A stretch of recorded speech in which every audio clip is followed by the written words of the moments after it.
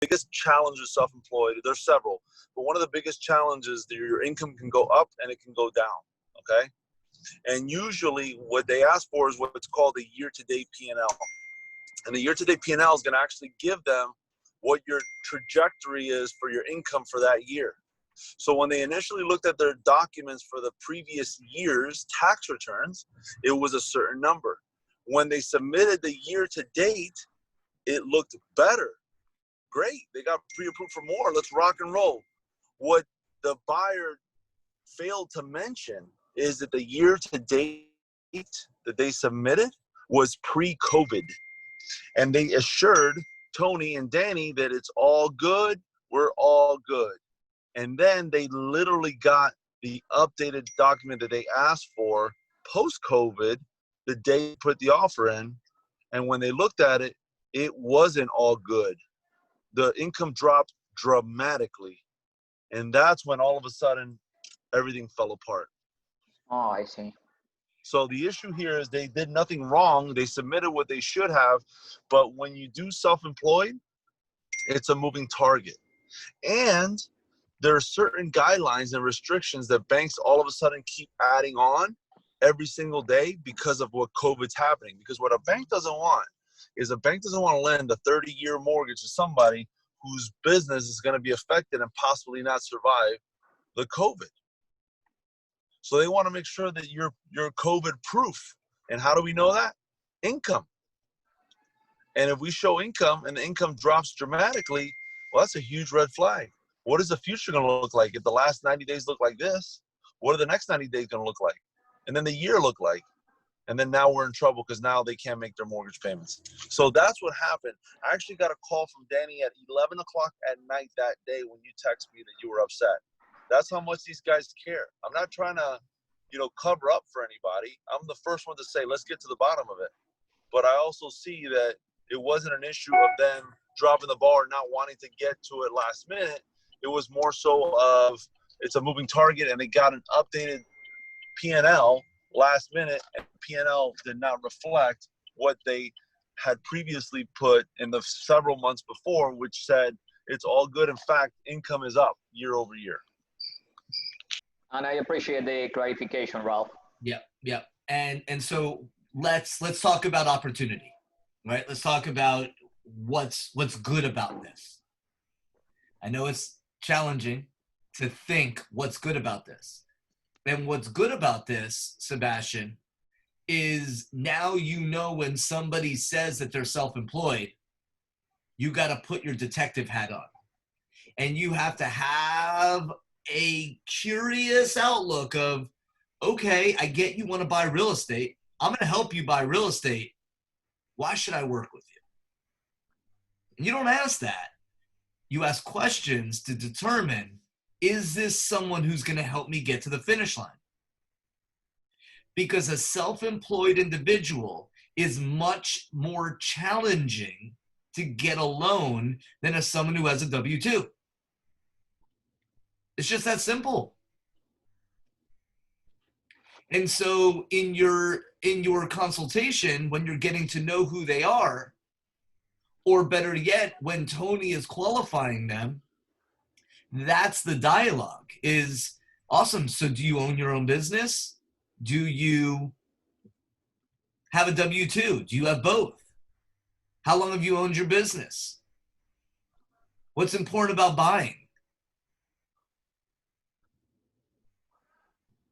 How much cash do you have to put towards the purchase? And all of these, along with after you have that initial conversation, and then you have a conversation with our lender, you are literally competing. Should I work with this person? Should I not work with this person? Is this person going to be able to borrow money? Or are they not going to be able to borrow money? Am I going to waste my time? Am I going to have a learning experience?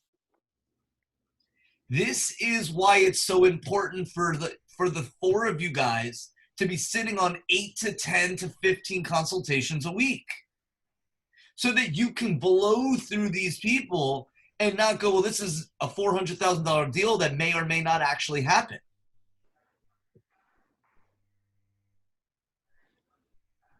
And great learning experience. that a self-employed individual most of the time is full of shit. Go ahead. I just wanted to go ahead and echo something that I thought you were going to mention, Lee, but something that actually just happened to me this week. Somebody called in. They wanted to go see one of my listings. We went ahead and we showed them, and I got very excited. And this is the second time that I catch myself getting too excited and not following the process. Like this guy, I don't know, he pulled up a pre-approval based off just his credit from online, and I mean he gave me a pre-approval, so I took it. But then after like slowing down and being like, well, like this is too good to be true. Like this guy's ready to go. He's telling me he has the money and all of that, and I just got too excited. So then I had to slow down, get back into the system. And how I realized this guy was baloney was because the lender's information, they're like, yeah, we don't know who this person is. We just gave him an online pre-approval. And I was like, and it was I was a good thing that I caught this before, but if not, I would have been a joke with the seller, and it would have been it just would have been such a waste of my time. And that's something that I, as we're sharing this, and I'll let you finish what you have to say. I caught myself just getting too excited, because I think that sometimes if it is too good to be true, then it may be too good to be true. But yeah, that was kind of my 2 cents and what I wanted to echo. Sometimes I know I got in very excited twice already, and I just had to slow down and get back into the system. Adolfo, do you follow baseball at all? No. Okay. So in baseball, there's a pitch. And the pitcher usually holds the ball like this. They hold the ball like this, and they push it. And the ball literally does this. The ball literally moves like this. It defies gravity. It's called a knuckleball. And so the pitcher throws the ball, and the batter thinks it's coming at a certain speed, but it literally moves. Wow. And it's called a knuckleball. There's been like 20 knuckleball pitchers in the history of major leagues, because it's such a hard ball to throw. You literally throw it with your knuckles. Watch highlights of it. It's ridiculous. The ball literally disappears from where the batter thinks. Wow. And the point here is that you saw a pitch, you saw the ball coming, and naturally we're, oh shit, we're gonna swing, and then all of a sudden there's nothing there. And you saw that.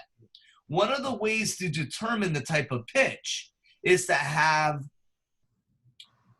finance or real representation questions, like, hey, I see that you're pre-approved. This is awesome. So if you love the house, where were you hoping to keep your payments?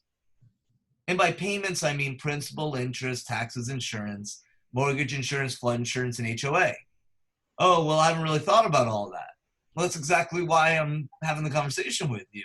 And you have the dialogue. So to get that payment, how much cash were you looking to put down?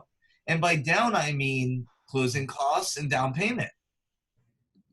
And you start to then work backwards to how much conversation they've actually had with a lender. That's good.